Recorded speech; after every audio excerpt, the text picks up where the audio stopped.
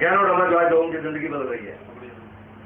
कबीर ने बोला ज्ञानोडमा लोगों की जिंदगी बदल रही है, and it is true, very much true.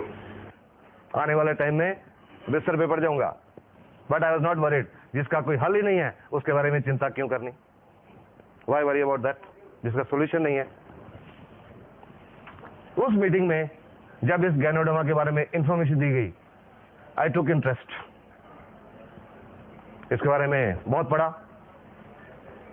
बिना जानकारी हासिल किए हुए मैंने ये capsules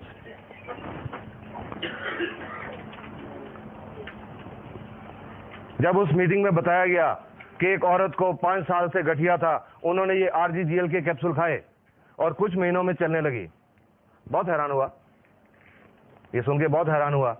but I think I did a wise thing that day कि इस बात को रिजेक्ट नहीं किया। नॉर्मली क्या देखते हैं एलोपैथिक लोग, कुछ आज इतना एक्सपीरियंस हो गया उसके बावजूद एलोपैथिक डॉक्टर्स हर्बल में विश्वास नहीं करते। बट मैंने शायद यही एक वाइज डिसीजन लिया कि मैंने उस इंफॉर्मेशन को रिजेक्ट नहीं किया। ये नहीं कि ब्लाइंडली एक्सेप्ट कर लिया। वो स्पीकर जो उस मीटिंग में बोल रहे थे, उनको मैंने यही कहा कि मेरे को कुछ पढ़ने के लिए दीजिए, लिटरेचर दीजिए, गिव मी इंफॉर्मेशन। उन्होंने बहुत इंफॉर्मेशन दी।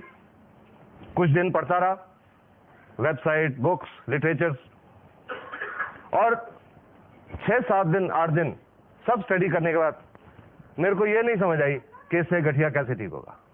ये नहीं समझ आया।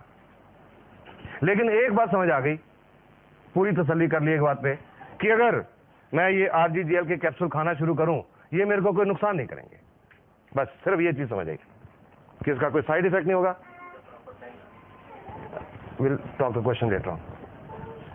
सिर्फ ये बात पे तसल्ली की कि इससे कोई साइड इफेक्ट नहीं होगा, कोई नुकसान नहीं होगा। ये सोच के 14 जनवरी 2002 जो DXN का सिस्टम है, कंपनी के साथ रजिस्ट्रेशन होती है, फॉर्म भरना पड़ता है, मैंने भी अपना फॉर्म भरा और ये कैप्सूल RGGL खाने शुरू किए। भगवान का नाम लिया सबसे पहले और इस पे विश्वास किया। फेथ कहते हैं, विश्वास बहुत जरूरी होता है। बहुत लोग कहते हैं फलां डॉक्टर, उस डॉक्टर पे हमको इतना विश्वास है वो मिट्टी की पुड़ी भी देगा तो ठीक हो जाएंगे। विश्वास, इस पे विश्वास किया। और तीसरा, I gave a message to my mind कि मुझे अपाहिज नहीं होना, मुझे ठीक होना है। क्योंकि ये भी मैंने कहीं से सुना था, सीखा था कि अगर इंसान का जिंदगी के प्रति पॉजिटिव एटीट्यूड हो तो 30% प्रॉब्लम उसी से ठीक हो जाती है। और ये एक साइंटिफिक फैक्ट है। जब पॉजिटिव एटीट्यूड होता है, पॉजिटिव थॉट्स होती हैं, हमारे दिमाग में कुछ केमिकल्स रिलीज होते हैं, वो हमारे इम्यून सिस्टम को स्टिमुलेट करते हैं। तो ये 3 काम करके ये कैप्सूल खाने शुरू किए। एंड आई वॉज सरप्राइज्ड कि जब कुछ हफ्तों में, जस्ट ए फ्यू वीक्स, ये मेरे जॉइंट्स काम करने लगे, नॉर्मल चलने लगा। फिर मुझे लगा कि वाकई ये लोगों की जिंदगी बदलती है। उसके बाद इसके बारे में लोगों से बात करनी शुरू की, क्योंकि लगा इसमें बहुत सारे लोगों की प्रॉब्लम हल हो सकते हैं। क्योंकि 30 साल की एलोपैथिक प्रैक्टिस में तो यही लगा था कि अगर डायबिटीज है तो सारी उम्र टीके लगते रहेंगे या गोलियां खाते रहेंगे, उससे शुगर का लेवल तो ठीक रहेगा, पर आने वाले टाइम में गुर्दे फेल हो जाएंगे, आने वाले टाइम में आंखें खराब हो जाएंगी, आने वाले टाइम में पैर में नाड़ियों में कोई प्रॉब्लम होगी, किसी के पैर कट भी जाएंगे। किसी को अस्थमा की प्रॉब्लम है तो चाहे वो अस्थमा का अटैक हो, टीका लग के ठीक हो जाएगा, लेकिन आने से रुकेगा नहीं। इसमें, इस प्रोडक्ट में ये नजर आया कि शायद प्रॉब्लम जड़ से ठीक हो सकती है। उस समय तो ये था शायद, क्योंकि उस समय मेरे सामने मेरा अपना ही रिजल्ट था और कोई रिजल्ट नहीं था। तो लोगों से मैंने बोलना शुरू किया। पेशेंट तो मेरे पास आते ही थे, क्रॉनिक पेशेंट्स। उनको बोलना शुरू किया कि आपको शुगर है, डायबिटीज है, ये RGGL खाओ। आपको हार्ट की प्रॉब्लम है, RGGL खाओ। गुर्दे की प्रॉब्लम है, RGGL खाओ। चमड़ी की प्रॉब्लम है, RGGL खाओ। गठिया है, RGGL खाओ। कैंसर है, RGGL खाओ। हाई ब्लड प्रेशर है, RGGL खाओ। लो ब्लड प्रेशर है, RGGL खाओ। तो आप समझ सकते हैं कि मेरा बहुत मजाक उड़ाया जाता था, बहुत मजाक उड़ाया जाता था मेरा। बहुत लोग ताने देते थे मेरे को, और कई तो मेरे दोस्त डॉक्टर्स, उन्होंने तो मेरे को ये भी कह दिया कि यार पुराना हम सुनते हैं आदमी सठिया जाता है, पर अभी तो तुम्हारी वो उम्र हुई नहीं। ये कैसी बहकी बहकी बातें करने लग गए कि एक ही प्रोडक्ट सब कुछ ठीक कर सकती है, एक ही दवाई सब कुछ ठीक कर सकती है। तो मैं उनको यही बात बोलता था कि आपके समझने में यही कमी है कि ये दवाई है, ये दवाई नहीं है। सिर्फ ये समझने की जरूरत है कि ये दवाई नहीं है।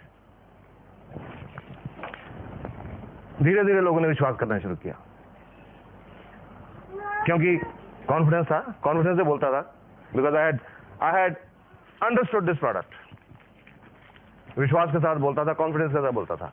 धीरे धीरे लोगों ने विश्वास करना शुरू किया, इस्तेमाल करना शुरू किया, लोगों की प्रॉब्लम ठीक होने लगी। उन्होंने और आगे लोगों को बोलना शुरू किया, वो ठीक होते गए, और इस तरह करते करते ये लगभग 3.25 का सफल गुजर गया। और इन 3.25 सालों में जो सेटिस्फेक्शन मिली है, प्रोफेशनल सेटिस्फेक्शन, वो पहले 30 साल में नहीं मिली थी। I am saying this with confidence. अभी जस्ट अबाउट 1.5 months बैक, 1.5 महीना पहले,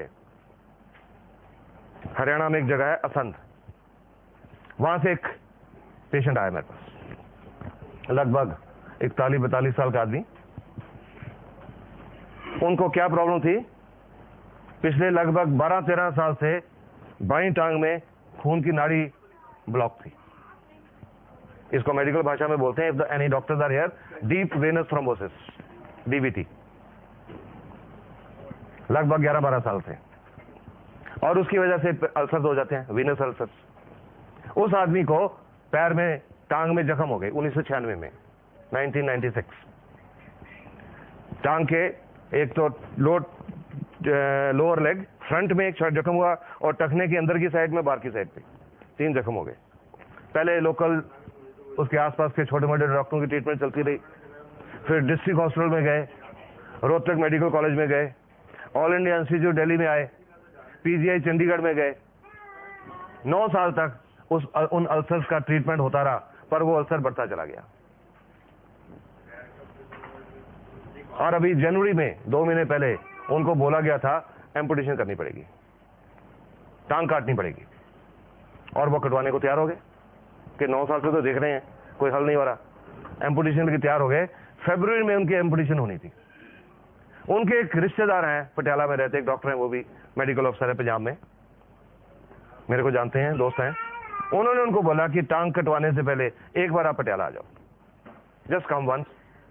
वो मेरे पास आए 1.5 महीना पहले, और जब उनकी जो पट्टियां बंधी हुई थी, जो पट्टियां खोली, जो टांग के नीचे जख्म था लगभग 3-3.5 इंच का, उसमें हड्डी नजर आ रही थी, कोई टिश्यू नहीं था। Tibia was clearly visible, no tissue, बिल्कुल मांस नहीं था उसमें। और टखने की अंदर की साइड में, बाहर की साइड में nerves and tendons are visible, नाड़ियां नजर आ रही थी, कोई टिश्यू नहीं था। जब पट्टी खोली तो वो मेरे से पूछने लगे, वो डॉक्टर, हाँ जी इसका क्या हो सकता है? आई टोल्ड हिम, 1 मिनट रुको। मैं घर गया, पहले जाके अपना कैमरा उठा के लाया, फोटो ली उनकी। वो डॉक्टर साहब नाराज हो गए कि अब मैं तो आपको मरीज देखने के लाया हूं और आप अपनी फोटोग्राफी शुरू कर दी, क्योंकि उनको पता था कि फोटोग्राफी मेरी हॉबी है। क्या आपने फोटोग्राफी शुरू कर दी?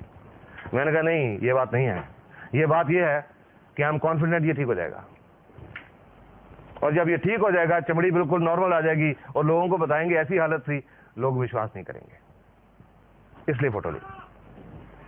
और उसके बाद उनकी ड्रेसिंग की, ये RG का कैप्सूल, ये खोल के इसके 5-6 कैप्सूल, उसके ऊपर पाउडर डाला जख्मों के ऊपर, और उनको खाने के लिए, दोनों कैप्सूल खाने के लिए भी बताया, और उनको बोला कि मेरे को 15 दिन के बाद आके दिखा के जाइएगा, ये रोज इस तरह से ड्रेसिंग करिए, इसके साथ ड्रेसिंग करिए रोज। 15 दिन के बाद वो आए, उनका तीनों जख्मों में टिश्यू लगभग 25% ग्रो हो गया था इन 15 डेज। फिर से ड्रेसिंग की, और उनको बोला इसके साथ ड्रेसिंग जारी रखो, no antibiotics, I stopped all antibiotics, only एक सेप्टेलिन टैबलेट होती है ना हिमालय ड्रग कंपनी की, सिर्फ वो दी, सब एंटीबायोटिक सारे बंद करी। He had been taking so many strong antibiotics, वो सब बंद करवा दिए। फिर 15 दिन के बाद बुलाया, आए, और उस 15 दिन के बाद यानी कि 1 महीने में उनका जख्म ग्रेनुलेशन टिश्यू पूरी तरह भर चुका था, कंप्लीटली। तीनों जख्म कंप्लीटली भर चुका था और तीनों में साइडों में स्किन ग्रो होनी शुरू हो गई थी। उस दिन वो जो डॉक्टर उनको लेके आए थे, he was very much surprise, क्योंकि उनको अभी गैनोडर्मा के बारे में नहीं पता था, अभी रिसेंटली जुड़े हैं। और डॉक्टर साहब, इतना हेल्दी ग्रेनुलेशन टिश्यू एलोपैथी के 30 साल में नहीं देखा, जो इतना हेल्दी ग्रेनुलेशन टिश्यू था वो। फिर उनको 15 दिन के बाद बुलाया और अभी पिछले हफ्ते दिखा के गए हैं, तीनों जख्मों में नियरली 20% स्किन भी कवर हो चुकी है और उनकी टांग में आज सेंसेशन भी वापस आने लगी एंड ब्लड का फ्लो भी शुरू हो चुका। ऐसा 30 साल में नहीं देखा था। और उस दिन आदमी रो पड़ा कि सर लगता है अब मेरी टांग बच जाएगी। उसकी भी जिंदगी बदल गई इसकी वजह से। लोगों की जिंदगी बदलती है, इसकी वजह से बदलती है। 5-6 दिन पहले एक आदमी आया मेरे पास, लुधियाना के पास है, गांव से। कोई 1.25 महीने पहले फोन पे बात हुई थी मेरे से, उनको डायबिटीज थी। डोज पूछी, एक डीएक्स के साथ जुड़ा हुआ आदमी था, क्या डोज देनी है जी, मैंने डोज बता दी। 5-6 दिन पहले वो आदमी, बुजुर्ग आदमी है, अराउंड 62-63 साल के, वो आए, जेब से फोटो निकाली, सर मेरी फोटो देखिए। मैंने सोचा, मैंने कहा मैं तो पेशेंट दिखता हूं, मैं फोटो नहीं देखता।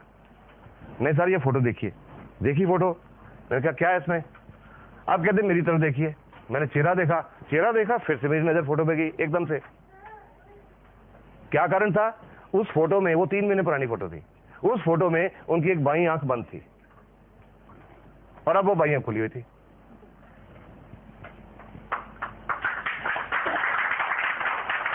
तो मैंने पूछा भाई ये क्या है, क्योंकि मैं तो उस पेशेंट की हिस्ट्री जानता नहीं था, सिर्फ फोन पे बात हुई थी कि जी फलां को शुगर है, कैसे शुरू करें। तो वो बताने लगे, बोलते हैं जी आप 3 बहुत मशहूर डॉक्टर हैं आंखों के पंजाब में, दुनिया में मशहूर हैं। उन्होंने तीनों का नाम लेके कहा कि आपकी इस दवाई ने वो तीनों डॉक्टरों को फेल कर दिया।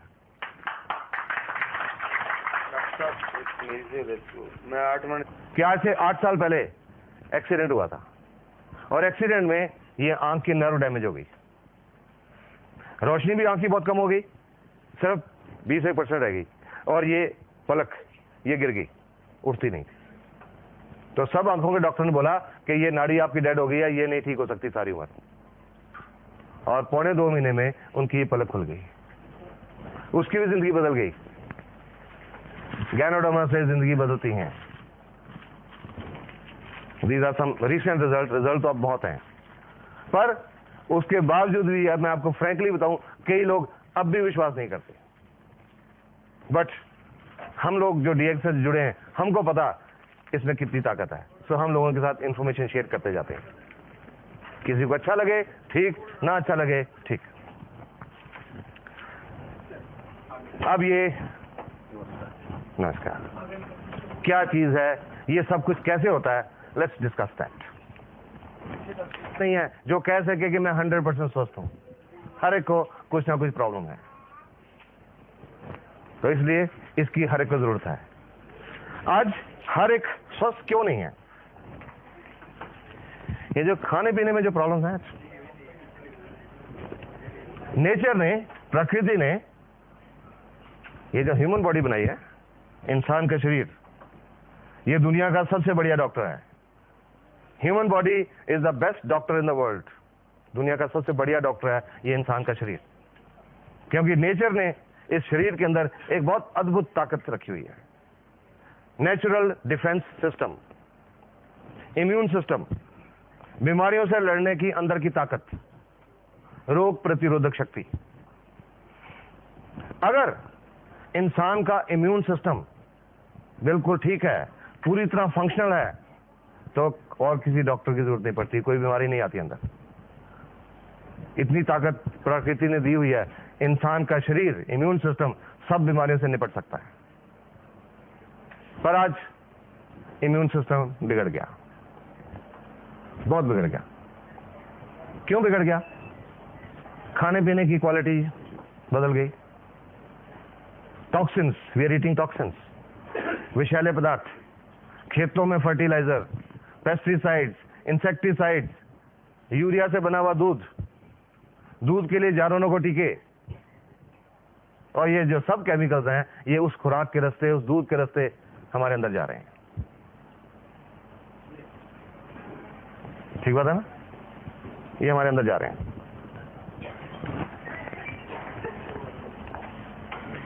मुझे याद है 5-6 महीने पहले पंजाब में एक जगह पे ऐसी मीटिंग चल रही थी, और उस मीटिंग में एक पंजाब किसान यूनियन के एक प्रधान है, प्रेसिडेंट, वो बैठे हुए थे।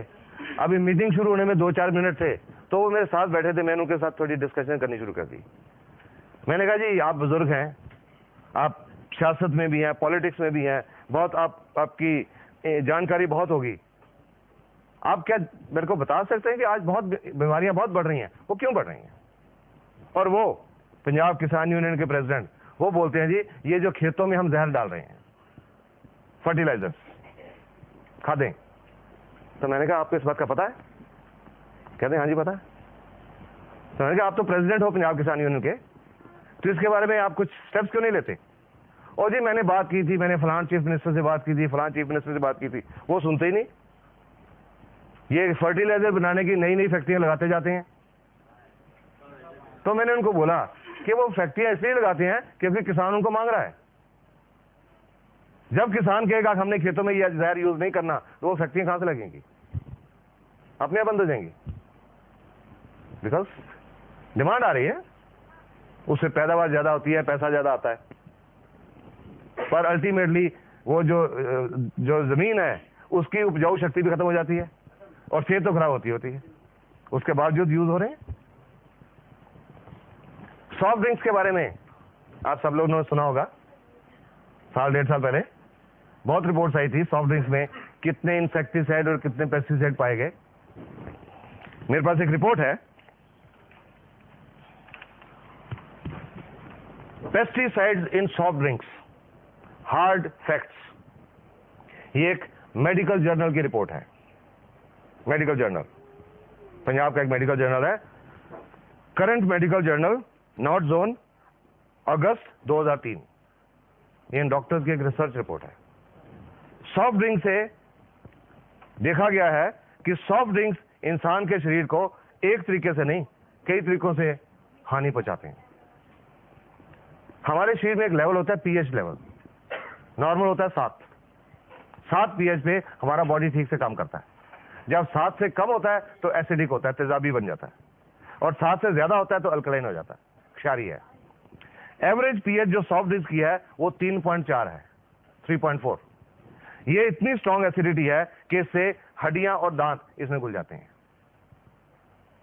वो स्ट्रॉन्ग एसिडिटी इतनी स्ट्रॉन्ग है। सॉफ्ट ड्रिंक्स में कोई न्यूट्रिशनल वैल्यू नहीं होती, कोई विटामिन नहीं होते, कोई मिनरल्स नहीं होते, और फिर उसमें जो हम लोग पीते हैं सॉफ्ट ड्रिंक्स को, शेल्फ से उठा के तो पीते नहीं, सबसे ठंडा। जब बाजार से खरीदने भी जाते हैं तो वो जो फ्रीजर में सबसे ठंडा पड़ा हुआ वो देना। ठंडा मतलब कोका कोला वो देना। और इतने कम तापमान पे, some temperature something like 0 degree Celsius के करीब जब हम सॉफ्ट ड्रिंक्स पीते हैं तो उससे हमारे पेट के अंदर जो एंजाइम है वो काम करना छोड़ जाते हैं, डाइजेस्टिव एंजाइम्स काम करना छोड़ जाते हैं, खाना हजम नहीं होता, खाना सड़ने लगता है, फर्मेंटेशन होने लगती है। जब फर्मेंटेशन होने लगती है तो उससे कई बदबूदार गैसेस बनती हैं और कई तरह के टॉक्सिन बनते हैं, विषैले पदार्थ, और वो टॉक्सिन हमारे अंतड़ियों में एब्जॉर्ब हो जाते हैं, पूरे खून के रास्ते पूरे शरीर में दौरा करते हैं और अलग अलग अंगों में जाके डिपॉजिट हो जाते हैं, और उससे अलग अलग अंगों की बीमारियां होती हैं। तो ये रिपोर्ट कहती है कि जस्ट इमेजिन एक बच्चे की सॉफ्ट इंटेस्टाइन के ऊपर ये कितना नुकसान पहुंचाते होंगे। जो इसमें इंसेक्टिसाइड और पेस्टिसाइड पाए गए, डीडीटी, लिंडेन, क्लोरोपाइरिफॉस, मेलेथियोन, वो क्या नुकसान पहुंचाते हैं? DDT and it's metabolites nervous system को खराब करता है, नाड़ियों को खराब करता है, और प्रोबेबली शायद कैंसर पैदा करता है, प्रोबेबली कार्सिनोजन। लिंडेन ये एक नाड़ियों को पॉइजन है, लिंडेन, और बच्चे पैदा करने की ताकत को खराब करता है। और ये आज कुछ वर्ल्ड की रिपोर्ट्स हैं कि आज दुनिया भर में इनफर्टिलिटी बढ़ रही है, शायद ये भी कारण है उसका। Soft drinks. और लिंडेन से कैंसर होता है, it is a non carcinogen, ये कैंसर पैदा करता है। Chlorpyrifos, it causes pneumonia. और मसल पैरालिसिस, मांसपेशियों का लकवा, और अगर सांस की मांसपेशियों का लकवा हो जाए तो डेथ भी हो सकती है, रेस्पिरेटरी फेलियर। मेलाथियोन, ये नर्वस सिस्टम को खराब करता है और इसकी हाई एक्सपोजर से रेस्पिरेटरी पैरालिसिस और डेथ हो सकती है। ऑस्ट्रेलिया के डॉक्टर हैं डॉक्टर रॉस वॉकर, एक कार्डियोलॉजिस्ट हैं, हार्ट स्पेशलिस्ट हैं। उन्होंने लगभग 12 साल सॉफ्ट ड्रिंक्स के ऊपर रिसर्च की कि उसका हमारे शरीर की सेल्स के ऊपर क्या असर हो रहा है। और उनकी 12 साल की रिसर्च की रिपोर्ट थी कि एक प्रॉब्लम होती है, बीमारी होती है जिसको बोलते हैं ऑस्टियोपोरोसिस। हड्डियां खोखली हो जाती हैं, हड्डियों में से कैल्शियम निकल जाता है, हड्डियां खोखली हो जाती हैं। तो उनकी रिपोर्ट के मुताबिक ये जो ऑस्टियोपोरोसिस है नॉर्मली ये औरतों में होती है 50-55 साल की उम्र के बाद, जब उनमें हार्मोनल चेंजेस आते हैं। पर डॉक्टर रॉस वॉकर की रिपोर्ट के मुताबिक आज ये ऑस्टियोपोरोसिस 20, 25, 30 साल की औरतों को ही नहीं, आदमियों को भी हो रहा है। और उनकी रिपोर्ट एक और चीज कहती है कि जो बच्चे रेगुलर तौर पे सॉफ्ट ड्रिंक्स पीते हैं उनका हड्डियां टूटने का रेट 7 गुना ज्यादा बढ़ जाता है उन बच्चों से जो नहीं पीते। और लास्ट में ये डॉक्टर की रिपोर्ट क्या कहती है, उसके बावजूद आजकल सॉफ्ट ड्रिंक्स तो चल रहे हैं। क्यों चल रहे हैं? क्योंकि टीवी के ऊपर ये प्यास है बड़ी, ये दिल मांगे मोर। और लास्ट में ये डॉक्टर की रिपोर्ट कहती है you should drink colas only if your दिल मांगे मोर पेस्टिसाइड्स। ये डॉक्टर की रिपोर्ट है, एक मेडिकल जर्नल की report. Number 2004, soft drinks could lead to hard times. Times of India की रिपोर्ट है, पर ये रिपोर्ट टाइम्स ऑफ इंडिया की नहीं है, ये एक अमेरिका के जर्नल की रिपोर्ट है। Washington, a new study published in the American Journal of Preventive Health has found that the consumption of sweetened beverages like soft drinks and fruit drinks, ये जो डब्बों में fruit drinks भी आते हैं वो भी, has grown to such an alarming rate that it has become one of the causes of obesity and diabetes. आज दुनिया की 20% पॉपुलेशन डायबिटीज की मरीज है, ये रिपोर्ट यही कह रही है।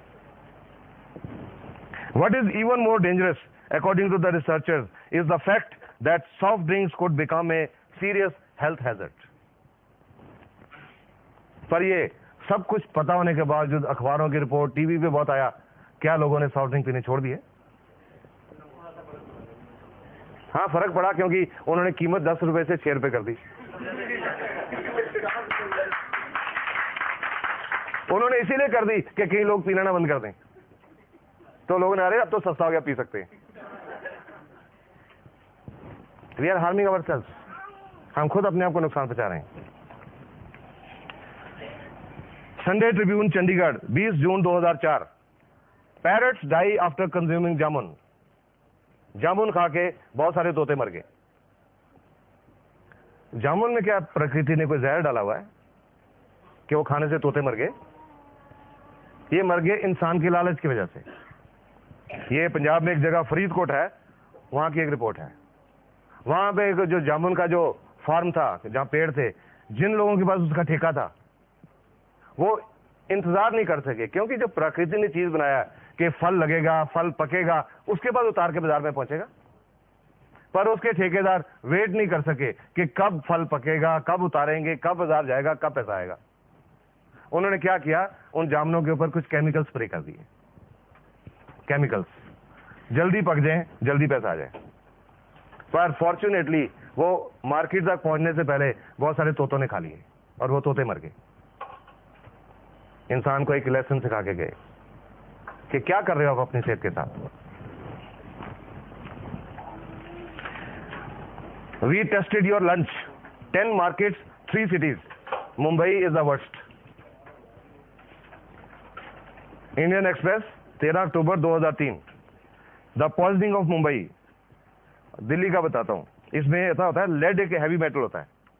आजकल जो हम फास्ट फूड ये खाने खाते हैं उनमें लेड की मात्रा जो है उसके बारे में बताते हैं। Delhi 2 to 16 times above European standards. Mercury Delhi में नहीं है, दिल्ली की खुराक में मरकरी इस डेट तक नहीं पाया गया था, बॉम्बे पुणे में है। और बैक्टीरिया, कीटाणु, दिल्ली में 3,10,000 से लेकर अनकाउंटेबल इतने किस्म के कीटाणु खुराक में पाए गए, जो लोग रोज खाना खा रहे हैं उसमें पाए गए। और ये जो सब चीजें हमारे अंदर जा रही हैं, ये बीमारियां पैदा करती हैं। हवा में जो आज प्रदूषण की मात्रा है, उससे कितने टॉक्सिन हमारे अंदर जा रहे हैं। आज की हवा में जो पोल्यूशन है, उसमें नियरली 8,000 किस्म के केमिकल्स हैं हवा में, जो सांस के रास्ते हमारे अंदर जा रहे हैं। और ये जो सब केमिकल खाने के रास्ते, पानी के रास्ते, हवा के रास्ते हमारे अंदर जा रहे हैं, तो हमारे शरीर में सेल्स होती हैं। सेल्स हर कोई समझता है, कोशिकाएं। जो हमारा शरीर है अरबों खरबों सेल का बना हुआ है। इंसान का जीवन जब शुरू होता है मां के गर्भ में, 2 सेल से शुरू होता है, एक आदमी की सेल, एक औरत की सेल। वो दोनों सेल इकट्ठी होती हैं, एक सिंगल सेल बनती है जिसको बोलते हैं जाइगोट। वो सिंगल सेल डिवाइड होती है, 2 बनती हैं, 2 का विभाजन होता है 4 बनती हैं, 4 का विभाजन होता है 8, फिर 16, 32, 64, 128, 256 सेल्स डिवाइड होती रहती हैं। और जब बच्चा 9 महीने और 7 दिन के बाद पैदा होता है, तो उसके शरीर में अरबों खरबों सेल्स होती हैं। ये जो इंसान का शरीर है, एक सेल्स की कलेक्शन है, कोशिकाओं की एक कलेक्शन है। और हर सेल अपने आप में एक कंप्लीट फैक्ट्री है। उसके अंदर बिजली का करंट जनरेट होता है और केमिकल जनरेट होते हैं। कंप्लीट फैक्ट्री है। हमारे शरीर में अरबों खरबों फैक्ट्रीज चल रही हैं, और वो अरबों खरबों फैक्ट्रीज आपस में तालमेल में काम करते हैं। इंसान जो फैक्ट्री बनाता है, उनका पड़ोस की फैक्ट्री से हमेशा झगड़ा रहता है। और ये जो प्रकृति ने ये जो फैक्ट्री बनाई है, इसका जवाब कोई नहीं है। I'll just give you one example. मैं इससे क्या what I mean by this. इंसान को फैक्ट्री लगाता है, हर फैक्ट्री में पंप हाउसेज होते हैं, पंप लगे होते हैं। और एक उदाहरण लेता हूं, एक फैक्ट्री में 8 पंप हैं। एक टाइम पे 4 पंप चलाए जाते हैं, बाकी 4 को रेस्ट दिया जाता है। ये पंप 3 घंटे चला के इनको बंद करके ये दूसरे पंप चलाए जाते हैं। 3 घंटे ये चला के इनको बंद कर देते हैं, ये चलाए जाते हैं, क्योंकि वो इससे ज्यादा काम नहीं कर सकते 3 घंटे से ज्यादा। नेचर ने, प्रकृति ने हमारे शरीर में भी एक पंप लगाया हुआ है, दिल, हार्ट। गर्भ के 5वें महीने में ये पंप एक्शन शुरू करता है, धड़कना शुरू करता है। बच्चे का जन्म होता है, पंप धड़कता है, हार्ट धड़कता है। एवरेज 1 मिनट में 72 दफा।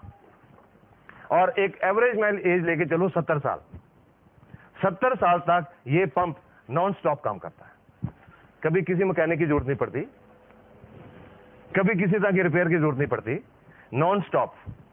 और ये 70 साल में ये पंप 1 अरब 14 करोड़ 73 लाख और लगभग 54,000 टाइम्स धड़कता है नॉन स्टॉप। ये नेचर का बेस्ट डॉक्टर है। Human body is the best doctor in the world, nature का बनाया हुआ। लेकिन हमने इस शरीर की कदर नहीं की, हमने इसको बिगाड़ लिया। ये जो टॉक्सिन्स हम ले रहे हैं, उन सेल्स के अंदर जाके डिपॉजिट हो जाते हैं। और जब सेल के अंदर वो टॉक्सिन जमा हो जाते हैं, वो विषैले पदार्थ जमा हो जाते हैं, तो सेल का बिजली की क्रिया और रासायनिक क्रिया डिस्टर्ब हो जाती है, इम्बैलेंस हो जाता है। और जब वो इम्बैलेंस हो जाता है, तो हमारे अंदर बीमारियां आती हैं। जिस अंग की सेल्स डैमेज होती हैं, उस अंग की बीमारियां आती हैं।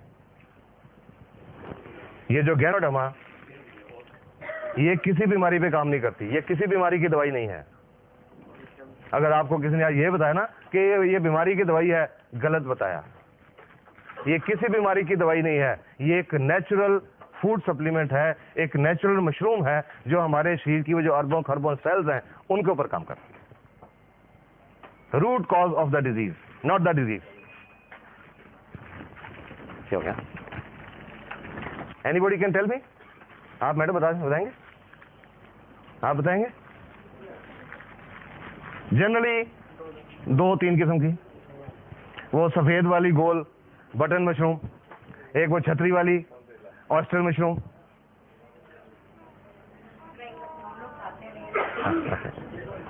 आज से 3.25 साल पहले मैं यही जानता था कि खुम्बी 2 किस्म की होती हैं, पर उस मीटिंग में जाके पता लगा कि खुम्बी दुनिया में 38,000 किस्म की होती हैं। 38,000 varieties of mushroom in the world. अभी एक लेटेस्ट आगरा यूनिवर्सिटी की एक रिपोर्ट मिली है मेरे को,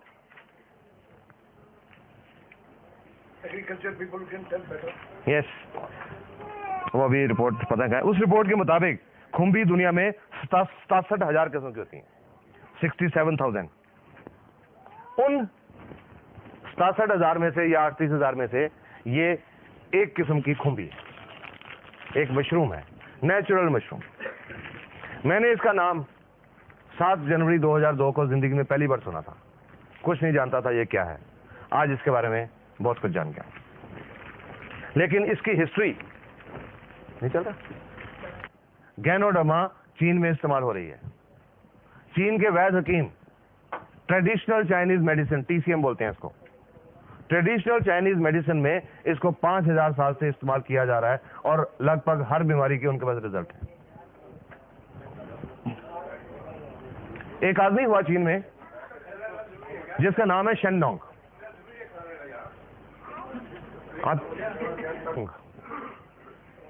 शेनडोंग, उन्होंने आज से लगभग 4,850 साल पहले जितनी नेचुरल हर्ब्स हैं उनको स्टडी किया, उनकी मेडिसिन वैल्यू को स्टडी किया, और उन्होंने जो हर्ब्स हैं उनको 3 कैटेगरीज में डिवाइड किया। एक कैटेगरी इंफीरियर, जिसमें दवाई के गुण कम हैं, एक कैटेगरी एवरेज, जिसमें नॉर्मल दवाई के गुण हैं, और एक सुपीरियर, अव्वल दर्जे वाली। और वो सुपीरियर कैटेगरी में इस गैनोडर्मा को नंबर 1 पे रखा गया है, number 1 herb in the superior category. उन्होंने किताब लिखी थी 4,846 साल पहले, 2838 BC में, शेनडोंग्स हर्बल क्लासिक। उस किताब में इस गैनोडर्मा को एक संजीवनी बूटी का दर्जा दिया गया है। ये उसमें डिस्क्रिप्शन है, a mushroom of longevity and immortality, अमरत्व की बूटी। कई बार लोगों से डिस्कशन हुई मीटिंग में, कई लोगों ने कहा कि डॉक्टर साहब ये कहीं वही तो नहीं जो हनुमान जी लेके आए थे। कई बार लोगों ने मेंशन किया, हो सकता है, पॉसिबिलिटी हो सकती है, क्योंकि जब वो हनुमान जी जहां से लाए थे हिंदू कुश पर्वत से, और हिंदू कुश पर्वत जो एरिया है, तिब्बत का एरिया, वहां ये पाई जाती है। हो सकता है यही हो, पर इसका कोई प्रूफ या रिकॉर्ड नहीं है। Could be this.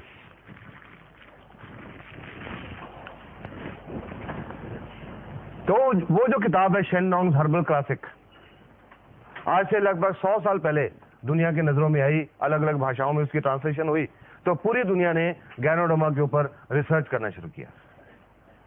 और पिछले 30-32 साल से पूरी दुनिया में बहुत सारे medical school, medical universities, medical research institute इसके ऊपर बहुत रिसर्च कर चुके हैं और इसके गुणों को पहचान चुके हैं। गैनोडर्मा में अब तक जो रिसर्च हुई है, 200 से ज्यादा एक्टिव एलिमेंट्स ढूंढे जा चुके हैं, पाए जा चुके हैं। अब ये इंसान तक कैसे पहुंची? नेचर में ये बहुत दुर्लभ जाति की मशरूम है, बहुत दुर्लभ, बहुत घने जंगलों में पाई जाती है। दुनिया के सिर्फ 3-4 countries, China, Japan, Korea, little bit Malaysia, little bit south American countries, वहां पाई जाती है। और उन देशों में बहुत घने जंगलों में पाई जाती है। उन घने जंगलों में टूटे हुए और सूखे हुए पेड़ों के ऊपर पाई जाती है, हर पेड़ के ऊपर नहीं। 2 किस्म के पेड़ होते हैं, प्लम सराटा, प्लम ग्यूरकस, उन 2 पेड़ों के ऊपर पाई जाती है। और ये जो 2 किस्म के पेड़ हैं, प्लम सराटा, ग्यूरकस, हर पेड़ के ऊपर नहीं उगती। अगर 10,000 पेड़ ढूंढे जाएं तो गैनोडर्मा उनमें शायद 2 या 3 के ऊपर मिलती है। और इसमें एक और खासियत होती है, जब ये गैनोडर्मा खुम्बी 90 दिन की होती है, इसमें दवाई वाले गुण तब आते हैं, उससे पहले नहीं होते। जब 100 दिन की होती है, पूरी मैच्योर होती है, दवाई वाले गुण इसमें पूरे भरपूर होते हैं। उसके बाद ये सूखनी शुरू हो जाती है और इसमें दवाई के गुण खत्म हो जाते हैं। तो इन कारणों की वजह से नेचर में इसको ढूंढ पाना बहुत मुश्किल है। अभी पिछले 2-3 साल में मैंने बहुत सारे चाइनीज लिटरेचर पढ़े गैनोडर्मा के कारण। तो उन कई लिटरेचर में पढ़ा मैंने कि पुराने जमानों में लोग जंगलों में भटकते थे इस गैनोडर्मा को ढूंढने के लिए, क्योंकि उनको लोगों का मानना था कि जिस घर में ये गैनोडर्मा होगी उस घर में किसी तरह की कोई प्रॉब्लम नहीं आ सकती, ना हेल्थ की प्रॉब्लम ना वेल्थ की प्रॉब्लम, ये लोगों का मानना था। लोग इसमें एक स्पिरिचुअल पावर मानते हैं, आम आदमी तक नहीं पहुंच सकती। पर ये एक आदमी हुए, ये फोटो देख रहे हैं, doctor Lim Sojan, I will show you here. Lim Sojan ये चाइनीज मलेशियन है, मलेशिया में रहने वाले हैं, एक खानदानी वैद्यों के परिवार से संबंध रखते हैं। बचपन से इनको कुछ खुंबी में दिलचस्पी हो गई। जब ये बड़े हुए तो इनके घर वालों ने कहा कि ये वैदगिरी में नहीं पढ़ने वाले, इनका इंटरेस्ट नहीं है। इनको इंजीनियरिंग कॉलेज में डाल दिया इंडिया में, खड़गपुर, IIT खड़गपुर। वहां से इन्होंने सिविल इंजीनियरिंग की डिग्री की, और सिविल इंजीनियरिंग की डिग्री करके जब मलेशिया वापस गए तो इन्होंने भी वो शेन नोंग वाली किताब पढ़ी। मशरूम में उनको इंटरेस्ट था बचपन से। जब उन्होंने गैनोडर्मा के बारे में इतना कुछ पढ़ा तो उन्होंने अपनी जिंदगी का ये मकसद बना लिया और गैनोडर्मा के ऊपर रिसर्च करनी शुरू की। उनकी रिसर्च का विषय था गैनोडर्मा और उसका इंसान के स्वास्थ्य के ऊपर असर। 10.5 साल तक डॉक्टर लिम सोजन रिसर्च करते रहे, और 10.5 साल की रिसर्च के बाद वो डॉक्टर बने। उनको PhD की डिग्री मिली, PhD इन होलिस्टिक मेडिसिन 1997 में PhD इन होलिस्टिक मेडिसिन। फर्दर रिसर्च करते रहे। 2002 में DSc, doctorate of science, DSc in holistic medicine. और अब पिछले 3-4 साल में डॉक्टर लिम को बहुत इंटरनेशनल अवार्ड मिल चुके हैं। 2001 में मिला था मैन ऑफ द मिलेनियम, इस युग का आदमी, कि उन्होंने ये जो गैनोडर्मा को इंसान तक पहुंचाया। डॉक्टर लिम ने क्या किया, ये मलेशिया में ये कंपनी एस्टेब्लिश की, DXN 1993 में। ये कंपनी एस्टेब्लिश करके वहां पर इन्होंने गैनोडर्मा की कल्टीवेशन, खेती करनी शुरू की। Purely organic cultivation, no fertiliser, no chemicals, no insecticides, organic cultivation, खेती करनी शुरू की। और जब 100 दिन की हो गई तो इसको काट लिया। ये DXN की एक 100 दिन की ये मैच्योर मशरूम है, कंप्लीट मशरूम, ये एक्चुअल मशरूम है। काट लिया, काट के इसका फ्रूट हिस्सा अलग कर लिया, जड़ का हिस्सा अलग कर लिया। इसके अंदर पानी होता है बहुत, इसका पानी सुखाने की उन्होंने एक स्पेशल टेक्निक निकाली, फ्रीज ड्राइंग। आज दुनिया में, क्योंकि गैनोडर्मा के ऊपर बहुत रिसर्च हो चुकी, दुनिया में बहुत सारी कंपनी आज गैनोडर्मा उगा रही हैं, लेकिन जो असर DXN की गैनोडर्मा का हो रहा है किसी और का नहीं हो रहा। उसका कारण है जो डॉक्टर लिम की इसको सुखाने की टेक्निक है, फ्रीज ड्राइंग टेक्निक। सुखा लिया, सुखा के ये जो उसका ऊपर का ब्राउन हिस्सा है, ये धागेदार रेशेदार हिस्सा है, फाइब्रस पोर्शन, इसमें मेडिसिनल वैल्यू कम है, इसको निकाल दिया जाता है, सेपरेट कर दिया जाता है। सेपरेट करके ये जो अंदर का पल्प, जो गुदा बच गया, उसको एक माइक्रो पाउडर बना लिया जाता है। इसको अलग से, जड़ वाले हिस्से को अलग से, माइसीलियम अलग से, एक माइक्रो पाउडर बना के इनको कैप्सूल में भर दिया जाता है। ये फ्रूट बॉडी से जो कैप्सूल बना, ये जो ऊपर की फ्रूट बॉडी है, इससे जो कैप्सूल बना, इसका नाम है RG या रेशी गैनोडर्मा। इसमें इस फ्रूट बॉडी का पाउडर है। और इसकी जो जड़ से पाउडर बना, गैनोसिलियम, नीले कैप वाली गैनोसिलियम या GL। RG फ्रूट बॉडी का पाउडर, GL जड़ का पाउडर। इन दोनों कैप्सूल में गैनोडर्मा के पाउडर के अलावा और कुछ नहीं है, इसमें कुछ नहीं डाला जाता, सिर्फ इसका वो फाइब्रस पोर्शन निकाला जाता है, इसके अंदर और कुछ नहीं डालते। RG एंड GL दोनों एक ही मशरूम के हिस्से हैं, फ्रूट एंड रूट। तो अलग अलग क्यों रखा गया? दोनों को पीस के एक ही कैप्सूल में क्यों नहीं डाल दिया गया? उसके कुछ कारण हैं जो रिसर्च में पता लगे। एक तो मैंने ये RG बताया कि जो पुराने घाव होते हैं उनके ऊपर ये कैप्सूल खोल के इसका पाउडर डाला जाता है। किसी को डायबिटिक गैंग्रीन है, शुगर हो गई, पैर में चोट लग गई, जख्म नहीं ठीक हुआ, गैंग्रीन हो गई, वैसे जख्मों के ऊपर ये पाउडर डाला जाता है। और ये जो GL है, इसमें एक चीज होती है ऑर्गेनिक जर्मेनियम। किसी को ब्रेन डिजेनरेशन है, नाड़ियों की डिजेनरेशन है, या स्मरण शक्ति कमजोर है, कमजोर है, उसके लिए ये ज्यादा यूज किया जाता है। आरजी एंड जीएल अलग अलग यूजेज होने की वजह से अलग अलग कैप्सूल रखे गए, लेकिन जनरली दोनों को मिला के इकट्ठा ही खाया जाता है। चल नहीं होता रहने तो मैं मार्कर यूज कर लेता हूं। इकट्ठा ही खाया जाता है। इसको बोलते हैं, एक आरजी और एक जीएल मिला के हम बोलते हैं एक जोड़ा, 1 पेयर। जो हम लोगों को इसको खाने का तरीका बताते हैं कि आपने 1 पेयर खाना है या 2 पेयर खाने हैं या 4 खाने हैं, वी टेल इन पेयर। अब एक ही चीज, एक ही मशरूम जो दवाई नहीं है, सारी बीमारियां कैसे ठीक कर सकती है? This is an important thing. आ जाएगा थोड़ा आगे, थोड़ा सा आगे। हाँ चल।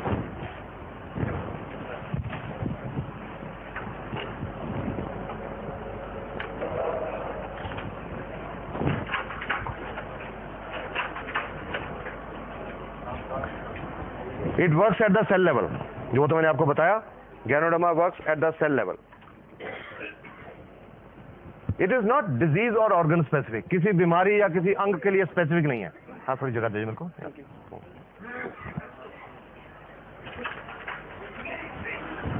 अब क्या काम करती है और कैसे काम करती है? How does ganoderma work?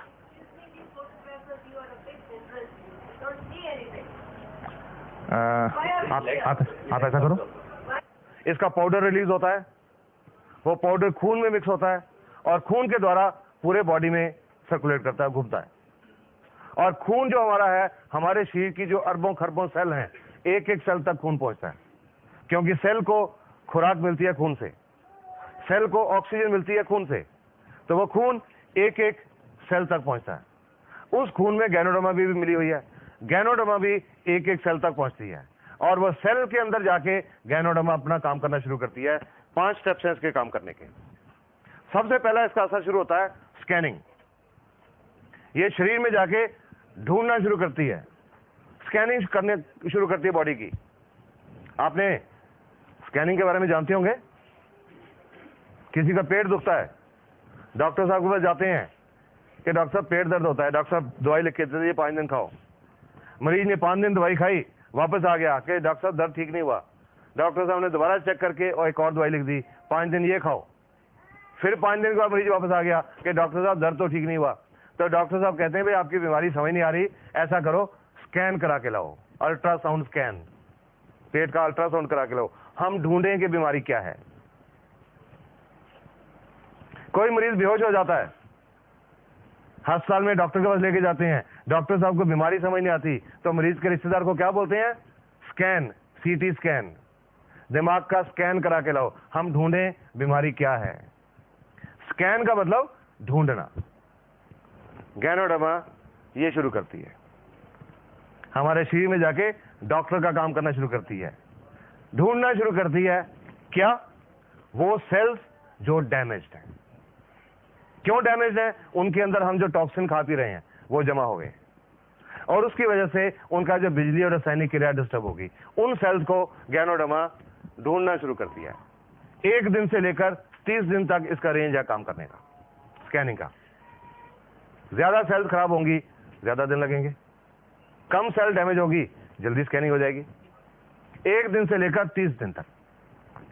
आप 2 दिन लगे या 4 दिन लगे या 10 या 15 या 20, गैनोडर्मा ने ढूंढ लिया ये सेल खराब है, ये खराब है, ये खराब है, ये खराब है, ये खराब है, ये खराब है। गैनोडर्मा ने सारी सेल ढूंढ ली, आइडेंटिफाई कर ली। अब गैनोडर्मा को नहीं पता कि वो सेल लिवर की है या फेफड़े की है या दिल की है या गुर्दे की है या दिमाग की है या चमड़ी की है या आंख की या नाक की, किस ऑर्गन की सेल है, ये गैनोडर्मा को नहीं पता। गैनोडर्मा ने तो सिर्फ वो सेल्स ढूंढी हैं जो खराब है और फिर उन सेल के ऊपर गैनोडर्मा काम करना शुरू करती है, उनकी सफाई, क्लींसिंग। ये लाइट बंद कर दो, पीछे से होगा। हाँ, उन सेल की सफाई या डिटॉक्सिफिकेशन, उन सेल्स के अंदर जो टॉक्सिन हैं, जो विषैले पदार्थ हैं, उनको सेल से बाहर निकालना शुरू करती है, कोशिकाओं में से बाहर निकालना शुरू करती है और कोशिकाओं में से बाहर निकाल के हमारे शरीर से बाहर निकालना शुरू करती है। शरीर से बाहर कैसे निकालती है? जो प्राकृतिक रास्ते हैं निकलने के, पेशाब के रास्ते या पसीने के रास्ते या बलगम के रास्ते या नाक के नजले के रास्ते या आंख में आंसुओं के रास्ते या उल्टी के रास्ते या दस्त के रास्ते या कोई चमड़ी पे फोड़े फुंसी होने के रास्ते, जो नेचुरल रास्ते हैं, उन रास्तों से ये टॉक्सिन शरीर से बाहर निकलना शुरू करते हैं। डिटॉक्सिफिकेशन का पीरियड है 1 सप्ताह से लेकर 30 सप्ताह तक, 1 week to 30 weeks. This is understandable कि जितना कचरा अंदर ज्यादा इकट्ठा हुआ होगा, सफाई करने में उतना ज्यादा टाइम लगेगा। हम घरों में भी तो देखते हैं, घर की रोज सफाई करते हैं तो आधे पौने घंटे में पूरा घर साफ हो जाता है। पर अगर 1 साल घर बंद करके कहीं घूमने चले जाएं और 1 साल के बाद आए तो आधे पौने घंटे में सफाई नहीं होती, 15-20 दिन लग जाते हैं, क्योंकि कचरा ज्यादा इकट्ठा हो गया 1 साल का। सिमिलरली हमारे शरीर में जितना कचरा ज्यादा इकट्ठा हुआ है, जितने टॉक्सिन ज्यादा है, टॉक्सिन लोड जितना बॉडी पे ज्यादा है, उतना ज्यादा टाइम लगेगा। इस दौरान जब डिटॉक्सिफिकेशन चल रही है, शरीर के अंदर कुछ चेंजेस आते हैं, कुछ तब्दीलियां आती हैं। ये एक बहुत इंपॉर्टेंट चीज है समझने की, अंडरस्टैंड इट वेरी वेल। नहीं तो जो लोग ये समझते नहीं, गैनोडर्मा खाना शुरू करते हैं, 15 दिन के बाद छोड़ देते हैं। अरे मेरे को तो रिएक्शन हो गया, मैंने तो छोड़ दी। हुआ था, मैंने 1 महीना खाई, मेरे को तो रिएक्शन हो गया, मैंने तो छोड़ दी। ये बहुत जरूरी बात समझने की है। गैनोडर्मा का कोई रिएक्शन नहीं होता, इसका कोई साइड इफेक्ट नहीं है, कोई नुकसानदायक इफेक्ट नहीं है, no harmful effect. I can say that with confidence today. But thank you. But during detoxification, जब सेल की सफाई चल रही है, तो शरीर में कुछ सिम्टम्स आते हैं, कुछ लक्षण आते हैं, उनको हम बोलते हैं एलिमेंट रिफ्लेक्शन। Element reflection.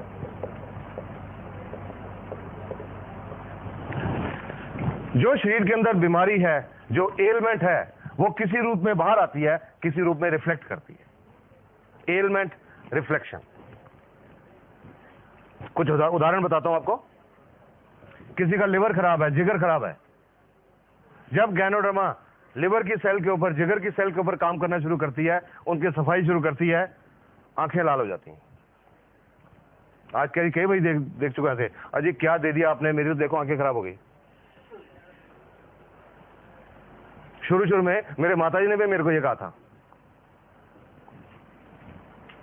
जब मैं ठीक हुआ तो मैंने अपने मम्मी डैडी को, बीमारी नहीं, just as a health tonic खिलाना शुरू किया। वो खिलाने के लगभग 20-22 दिन के बाद एक दिन मेरे माताजी ने सुबह मेरे को उठा दिया 6 बजे, ये देख मेरे को क्या दे दिया, तेरी दवाई ने आंखें खराब कर दी, रिएक्शन कर दिया, तेरी दवाई ने क्या दे दिया मेरे को आंखों के डॉक्टर के पास लेके चला। देखा मैंने, आंखें बहुत लाल थी, दे वर फायरी रेड, बहुत लाल थी।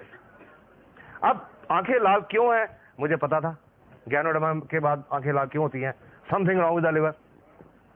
फिर मैंने अपनी माताजी की पुरानी हिस्ट्री सोची सारी, 30-32 साल की। 30-32 साल से मेरे माताजी को पेट में थोड़ा दर्द रहता था और कॉन्स्टिपेशन, कब्ज रहती थी। बड़े अल्ट्रासाउंड, बड़े एक्सरे, बड़ी दवाइयां, बड़े मेडिकल स्पेशलिस्ट, ये प्रॉब्लम हल नहीं हुई। तो मैंने माताजी को कहा कि डॉक्टर्स आपकी बीमारी नहीं पहचान सके, आज गैनोडर्मा ने पहचान ली। Your liver is not working. कोई आंखों के डॉक्टर के पास नहीं जाना, कोई दवाई नहीं डालनी, सिर्फ पानी पियो ज्यादा, ताकि डिटॉक्सिफिकेशन जल्दी हो जाए। चुप करके बैठ गए और उसके 10-12 दिन के बाद हट गई, और उसके बाद जब तक वो रहे उनको कॉन्स्टिपेशन, पेट की प्रॉब्लम नहीं रही। This is how ganoderma works. किसी को गुर्दे की तकलीफ है, किडनी फेलियर है, जब गैनोडर्मा गुर्दे की सेल पे काम करे तो कानों में भारीपन महसूस होता है, लगता है जैसे कान बंद हो रहे हैं। किसी को अधरंग, पैरालिसिस या लकवा है, जब गैनोडर्मा नाड़ियों की सेल के ऊपर, नर्व सेल के ऊपर काम करे तो वो लकवे वाली जगह पे दर्द होनी शुरू हो जाती है। किसी को दमा की प्रॉब्लम है, जब गैनोडर्मा फेफड़े की सेल को साफ करती है, उस मरीज को कुछ उल्टियां आती हैं और कुछ दिन के लिए बलगम निकलती है। किसी को दिल की बीमारी है, हार्ट की आर्टरीज ब्लॉक्ड है, नाड़ियां बंद है, जब गैनोडर्मा उनको साफ करना शुरू करती है, चेहरे के ऊपर सेक निकलता महसूस होता है, गर्मी महसूस होती है, कईयों का चेहरा लाल भी हो जाता है। किसी का ब्लड प्रेशर ज्यादा रहता है, हाई ब्लड प्रेशर, उनको सिर के पिछले हिस्से में ऊपर दर्द होता है। जिनका ब्लड प्रेशर कम रहता है उनका सिर के पिछले हिस्से नीचे दर्द होता है। जिनको सर्वाइकल स्पॉन्डिलोसिस की प्रॉब्लम है उनको चक्कर महसूस होते हैं। जिनको माइग्रेन, आधा सिर दुखता है, उनका दर्द थोड़ा सा ज्यादा होता है। जिनको जोड़ों का दर्द है, गठिया है, दर्द थोड़ा ज्यादा होता है। जिनको बवासीर की प्रॉब्लम है उनको खून आता है मोशन के साथ। जिनको शुगर की प्रॉब्लम है, शुगर का लेवल थोड़ा सा बढ़ता है, नथिंग टू वरी, थोड़ा सा बढ़ता है, ज्यादा नहीं। और अगर शुगर वालों के किसी के अंदर के ऑर्गन भी डैमेज है, किडनी फेलर है, आंखों की प्रॉब्लम है या कुछ और है, उनके ये कलाई के ऊपर, रिस्ट के ऊपर या टखने, एंकल के ऊपर सूजन भी आती है। All these are positive science. ये सब पॉजिटिव साइन है। इसका मतलब है गैनोडर्मा ने बीमारी पहचान ली और काम करना शुरू कर दिया। लगभग महीना, 1.5 महीना पहले मेरे को एक औरत का फोन आया। लगभग 4 महीने पहले उनकी कुछ प्रॉब्लम थी जो अल्ट्रासाउंड में भी शो हो रही थी। गुर्दे में एक 36 mm की एक रसौली थी, सिस्ट, एक गुर्दे में। उनकी ओवरी, अंडकोश, उसमें एक 3 सेंटीमीटर एक सिस्ट थी। और उनके यूट्रस में, बच्चादानी में, एक 8 mm का फाइब्रॉइड था, रसौली। उन्होंने उसके लिए गैनोडर्मा की ट्रीटमेंट शुरू की। और ये शुरू करने के लगभग 2-2.5 महीने के बाद एक दिन मेरे को उनका फोन आया, और डॉक्टर साहब आपकी दवाई ने तो गड़बड़ कर दी। मैं कहा जी कौन सी दवाई? मैंने तो कोई दवाई दी नहीं आपको। वो जी वो जो आपके कैप्सूल हैं। मैं जी दवाई नहीं है, वो टॉनिक है। अच्छा जो भी है, उसने गड़बड़ कर दी। मैंने कहा क्या हुआ? जी कल मेरे को बहुत दस्त लगे शाम को, और आज सुबह खून भी आया साथ में। मैंने रात को भी नहीं खाई, सुबह भी नहीं खाई, खराब कर दिया उसने। मैंने तो उनको एक ही क्वेश्चन पूछा कि आपको कोई पुरानी बवासीर की शिकायत तो नहीं है? वो तो जी 10 साल से है। अगर गैनोडर्मा वही दिखा रही है कि आपके अंदर वो भी है। इसके लिए कुछ नहीं करना, 1-2 दिन में ठीक हो जाएगा। उसके बाद फोन नहीं आया। उसके बाद लगभग 1 महीने के बाद वो औरत अपना फरवरी के महीने का अल्ट्रासाउंड करा के लाई। पहला सितंबर का था, फरवरी का अल्ट्रासाउंड। उस अल्ट्रासाउंड रिपोर्ट के मुताबिक जो ओवरी में सिस्ट थी वो अब नहीं थी, ये यूट्रस में फाइब्रॉइड था वो अब नहीं था, और गुर्दे में जो 36 mm की सिस्ट थी वो अब 20 mm रह गई थी। About 3.5 months। तो मैंने उनसे पूछा कि जी आपने उस दिन फोन करके मेरे को कहा था, आप घबरा गए थे, तो आपने उसके बाद मेरे को बताया नहीं। कहते जी आपने बताया था 1-2 दिन में बंद हो जाएगा, दूसरे दिन बंद हो गया, कुछ नहीं करने की जरूरत पड़ी। And now she is so happy. तो गैनोडर्मा दिखाती है कुछ अंदर, आपके पूरा स्कैनिंग करके एक पहले लिस्ट बनाती है कि आपके अंदर ये है, ये है, ये है, ये है, सारी बीमारियां ढूंढ के बताती है। और वो किसी रूप में बताती है एलमेंट रिफ्लेक्शन। इसका जो एलमेंट रिफ्लेक्शन का जो पीरियड है, एवरेज पीरियड 1 सप्ताह से लेकर 3 सप्ताह तक है, 1 वीक to 3 वीक्स। ये एक एवरेज पीरियड है। किसी को कम भी होता है, किसी को ज्यादा भी होता है, पर एवरेज 1 सप्ताह से 3 सप्ताह तक। ज्यादा खास तौर पे उनको होता है जिन लोगों ने स्टीरॉयड बहुत खाए होते हैं। Steroids, Wysolone, dexamethasone, betamethasone. कोई आप लोग जानते हैं स्टीरॉयड क्या होता है? बहुत हार्मफुल चीज होती है, बहुत नुकसानदायक चीज होती है, और आज की दुनिया में लोगों ने बहुत खाए होते हैं अनजाने में। जानबूझ के नहीं खाते, अनजाने में। कैसे? एक आदमी को जोड़ दुखते हैं 20 साल से, एक एग्जांपल ले रहा हूं, जोड़ दुखते हैं 20 साल से, हर डॉक्टर को दिखा लिया, हर अस्पताल को दिखा दिया, और उन्होंने कहा जी आपका ये गठिया है, ठीक नहीं हो सकता। बैठ के घर में एक अच्छा दोस्त उनका आया, अरे मेरे को पता लगा फलां जगह के पे एक वैद्य है, देसी पुड़ियां देता है, उससे बहुत लोग ठीक हो गए। तो आदमी जाता है उनके साथ, वो वैद्य जी देख के ये लो जी महीने की पुड़ियां ले जाओ। वो 2 दिन पुड़ियां खाते हैं, दर्द बिल्कुल ठीक हो जाता है। वैद्य जी की बल्ले बल्ले हो जाती है, ढिंडोरा पिट जा रहे, बहुत बढ़िया वैद्य है। 30 दिन वो पुड़ियां खाई, बिल्कुल ठीक रहे, कोई प्रॉब्लम नहीं। उसके बाद छोड़ दी पुड़ियां, और 72 घंटे के बाद, 3 दिन के बाद दर्द पहले से ज्यादा बढ़ गया। फिर वापस गए वैद्य जी के पास, उन्होंने फिर महीने की पुड़ियां दी, महीना ठीक रहे। जब छोड़ी 3 दिन के बाद फिर दर्द बढ़ गया, फिर पुड़ियां ली, और वो पुड़ियां फिर चलती रही। और अंत में क्या हुआ? वो बात होती है कि मैं कंबल छोड़ना चाहता हूं, कंबल मुझे नहीं छोड़ता। वो शरीर को लग जाती हैं, उनमें स्टीरॉयड्स होते हैं, शरीर को लग जाए, उसके बिना फिर शरीर चलता नहीं। और ये जो स्टीरॉयड है, ये सफेद मोतियां पैदा करते हैं, कैटरेक्ट, पेट में अल्सर पैदा करते हैं और गुर्दे फेल हो रहे हैं। जब से अब गैनोडर्मा का काम शुरू किया, मेरे पास किडनी फेलियर के बहुत पेशेंट आ रहे हैं और मैं समझता हूं, और उनकी मैं हिस्ट्री में गया तो मुझे लगा उनसे ज्यादातर लोगों ने कुछ देसी पुड़ियां खाई हुई थी, गुर्दे फेल हो जाते हैं। तो जिन्होंने ये स्टीरॉयड खाए होते हैं उनका एलमेंट रिफ्लेक्शन पीरियड थोड़ा ज्यादा हो जाता है, पर ठीक हो जाते हैं। हर एक को शुरू में मैं यही राय देता हूं, किसी को गैनोडर्मा की ट्रीटमेंट जब शुरू करें तो जिससे भी आप ले रहे हैं उससे ये पूछिए कि मेरे को ये प्रॉब्लम है, ये बीमारी है, मेरे को क्या निशानी आएंगी, सो दैट आप उसके लिए मेंटली प्रिपेयर्ड हो। कई लोग मेरे को ये भी कहते हैं जी उनको बता दिया पहले कि गठिया है, आपको दर्द बढ़ेगा, तो वो तो लेगा ही नहीं हमसे। तो मैंने कहा वो बेटर है, बता के आपने बता दिया कि दर्द बढ़ेगा, ये अच्छी निशानी है, वो कहे मैंने नहीं लेनी, वो बेटर है, इसकी बजाय कि आप उसको नहीं बताओ, 15-20 दिन का दर्द बहुत ज्यादा हो जाए तो वो आपको भी ब्लेम करे और गैनोडर्मा को भी ब्लेम करे कि इसने तो खराब कर दिया। इट इज बेटर कि पहले से बताओ। तो मैं हर एक को बताता हूं। एक औरत आई थी मेरे पास लगभग 1.5 साल पहले, गठिया था 5-6 साल से, देसी पुड़ियां खा रही थी बहुत देर से, 2-3 साल से देसी पुड़ियां चल रही थी। तो मैंने उनको बोला था आपका ये जो एलमेंट रिफ्लेक्शन है, दर्द बढ़ेगा, बाकियों के मुकाबले में ज्यादा बढ़ेगा, ज्यादा देर तक रहेगा, आप इसको टॉलरेट करेंगे तब शुरू करिए। वो जब औरत आई थी, चल के आई थी, लाठी लेके चल रही थी, मुश्किल से चल रही थी, साथ में 2 आदमी उनके रिश्तेदार साइड में चल रहे थे कि अगर कहीं पैर फिसल जाए तो उनको संभाल लें। चल के आई थी, बता दिया एलमेंट रिफ्लेक्शन, ठीक है जी कोई बात नहीं, मैं सोऊंगी। 22-23 दिन के बाद वो औरत दोबारा से वापस आई। इस बार वो 2 आदमी उनको उठा के लाए थे, घबरा गए ना सुन के, उठा के लाए थे। पिछली बार तो चल के आई थी, अब उठा के लाए थे। नॉर्मली ऐसा पेशेंट डॉक्टर को आके क्या बोलेगा, और डॉक्टर साहब पहले तो मैं चल लेती थी, आपने ये क्या दे दिया तो मैं चलने से रहेगी। नॉर्मली पेशेंट यही कहेगा, पर उसको बताया हुआ था। जब मेरे एग्जामिनेशन टेबल पे लिटाया तो औरत पता क्या बोलती है, कहते हैं डॉक्टर साहब इसका मतलब इसका असर शुरू हो गया, क्योंकि पता था उनको असर शुरू हो गया। मैंने उनको एक बात बोली, आपका ये जो पॉजिटिव एटीट्यूड है आप जल्दी ठीक हो जाओगे। और उसके 1.5 महीने के बाद वो कनाडा की फ्लाइट लेके गई, और अब कनाडा से उनको देख के, और उनको कनाडा में चलते फिरते देख के कुछ लोग पटियाला पहुंचे, उनको चलते फिरते देख के। She is a mobile model, she is a walking publicity for Ganoderma. DXN को कोई टीवी के ऊपर इश्तेहार देने की जरूरत नहीं पड़ती, अखबारों में इश्तेहार देने की जरूरत नहीं पड़ती, चलते फिरते लोग ही एडवर्टाइजमेंट। सॉरी, ये इंपॉर्टेंट चीज है समझना, एलमेंट रिफ्लेक्शन, इससे घबराना नहीं है, it's a good sign. Ganoderma has started working.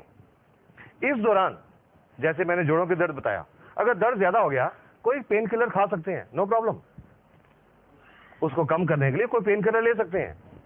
Sugar की प्रॉब्लम है, लेवल नॉर्मली तो 10-15% बढ़ता है, पर अगर किसी का एवरेज 1-2% लोगों का, किसी का ज्यादा भी बढ़ गया, तो अगर इंसुलिन के 20 यूनिट लग रहे हैं, कुछ दिनों के लिए 25 कर दें, नो प्रॉब्लम। दमे की प्रॉब्लम है, जब बलगम निकलेगी, अगर कहीं सांस की प्रॉब्लम ज्यादा आ जाए तो डेरिफ्रिन का टीका लगवाना पड़े, लगवा लें, नो प्रॉब्लम। पंप लेना पड़े, ले लें, no problem. But RGGR should be continued, क्योंकि ये काम कर रही है, ये बंद नहीं करी। टेम्परेरी मेजर कोई ले सकते हैं, पर इसको काम करने दीजिए, इट इज वर्किंग। जब सारी सेल साफ हो जाती हैं, एलमेंट रिफ्लेक्शन खत्म हो जाते हैं, तीसरा काम शुरू होता है। उसके बाद तीसरा काम शुरू होता है गैनोडर्मा का, रेगुलेशन। सेल के अंदर जो बिजली की क्रिया और जो रासायनिक क्रिया डिस्टर्ब्ड है, उसको गैनोडर्मा बैलेंस करती है।